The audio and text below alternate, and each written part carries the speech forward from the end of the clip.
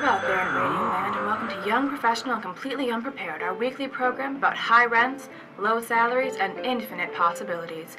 I'm Mary Fletcher, your host. Today we're going to be talking about the internship experience and what it means for young professionals.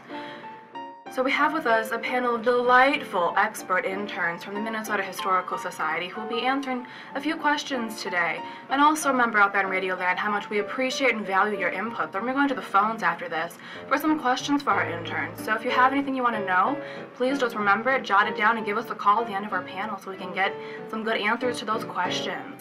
Okay, so first we're going to go around and get everybody's names and their positions here at the Historical Society. Hi, my name is Mary. I'm the World War I Daybook intern in the Collections Department. Hi, I'm Sam, and I am the Oral History Department intern. Hi, I'm Peggy, and I am the Education Evaluation intern. Hi, I'm Ellen, and I'm the Digital Learning and Assessment Team intern. Hi, I'm Hannah Mira, and I am the Center for Social Studies Education intern. Hi, I'm Maria, and I'm the Lifelong Learning intern. Okay, so now we're going to be asking some questions for everyone. So our first question is for Hannah Mira. And Hannah Mira, what was a challenge for you, and how did you overcome it in your internship?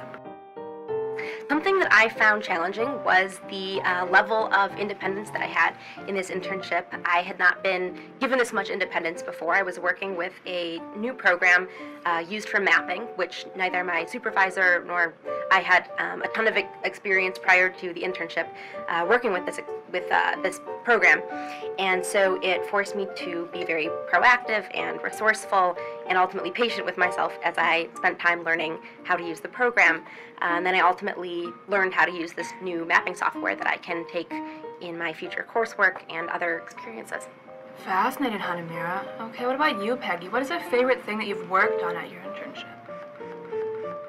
At my internship, I do a lot of analyzing of survey data and data in general that the History Center gathers. And so it's been very interesting reading a lot of people's answers to open-ended questions on those surveys and just getting a little bit of a laugh out of what people are writing down. It's also really interesting to be able to read the data that I've been gathering and know that that data is going and being used in other fields within the Historical Society. So it's really exciting to know that what I'm doing is something that's going to be used later on. Fascinating, Peggy. Okay, what about you, Maria? Is there anyone in your internship who's impacted your experience here? Yeah, my supervisor, Marin. She exemplifies the MHS mission, values, and vision statements by creating multiple points of access for community members that often go overlooked in other types of institutions. She's extremely creative and has some amazing ideas for the future tours for individuals with Alzheimer's and dementia.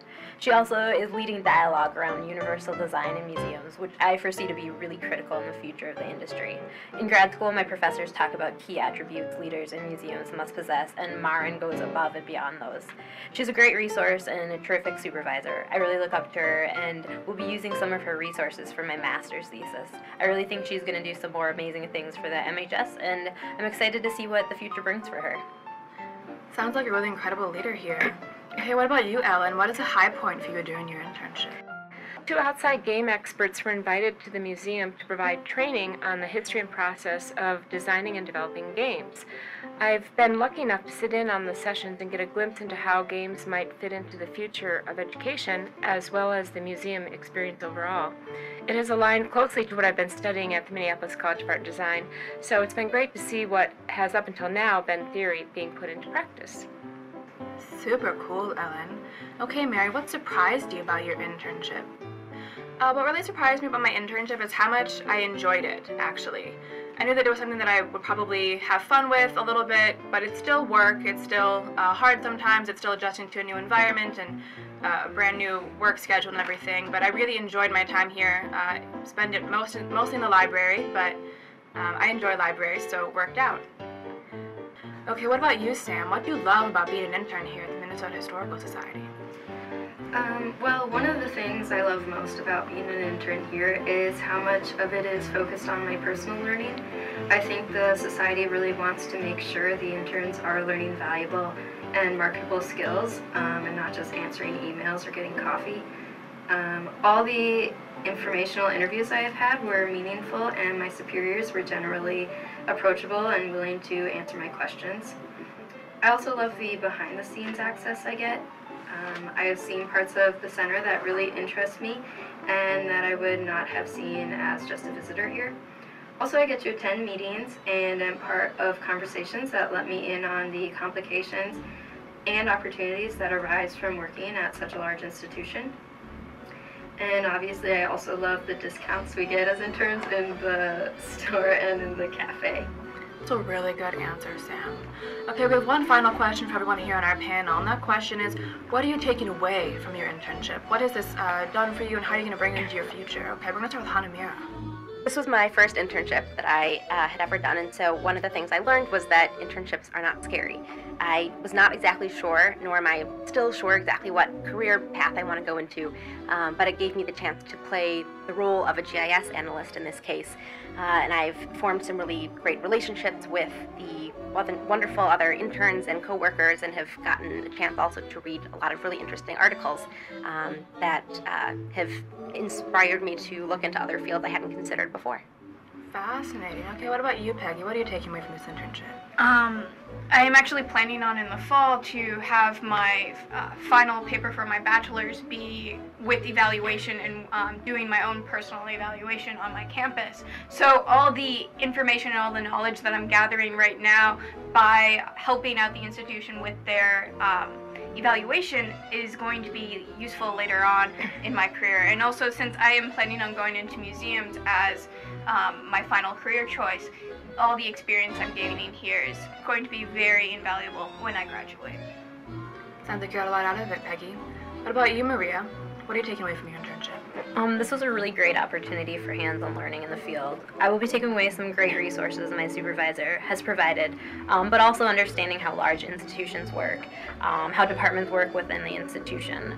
I have also had the opportunity to meet some great people who have fantastic ideas for the future of the institution, and I really enjoyed participating in tours at the Hill House for individuals with Alzheimer's and dementia, and hope to share what I learned with my museology cohort when I get back to school. Super cool, Maria. Okay, Evan, what about you? What are you taking away from your internship? Well, I learned about the important but sometimes overlooked role of internal communications, especially within a large organization. And I discovered new digital tools, both for internal projects as well as museum-wide. In addition to researching and designing DLA's Google site, I had a chance to play The Past, which is a game that integrates technology within exhibits to create an interactive experience. I had a chance to work with experts who are clearly passionate about their work. I had an opportunity to get a big picture view of what it's like to work in a museum setting. I loved the tours of both the library and collections departments. And finally, I made new connections with staff and learned more about the challenges they face as technology and demographics rapidly change. Delightful. Okay, Mary, what about you? What are you taking away from your internship? Well, I'm taking away from this internship a new appreciation for the First World War. I've taken classes on it before, but I really didn't explore the individual stories of people, men and women, especially Minnesotans who fought and died in this war. And it's something that I've really appreciated learning about. I'm also taking away some really great networking and connections with people who are in the field that I want to go into in my future, and so I really appreciated getting to know them through this internship. And also I've learned a lot about how we create exhibits and how we fashion them for the public and what it means to create exhibits for a national audience, which is something that I want to pursue in my future. So it's been really great to meet those people and that team and learn more about that. Okay, what about you, Sam? You're a final member of the panel. What are you taking away from your internship? I'm taking many things away from my internship, including what it means to be a professional, how to work cooperatively with others, how to communicate effectively with my superiors, and that it is important and acceptable to ask many questions, and that this is a perfect time in my life to explore my interests and take the time to figure out what I want to pursue in my life through experiences like this one. That sounds awesome. Sounds like everybody here had a really great internship experience. We're going to be going to the phones for some questions for our delightful panelists, so please give us a call here at NPR at 651-555-1234, and we will see who's on the line with some great questions.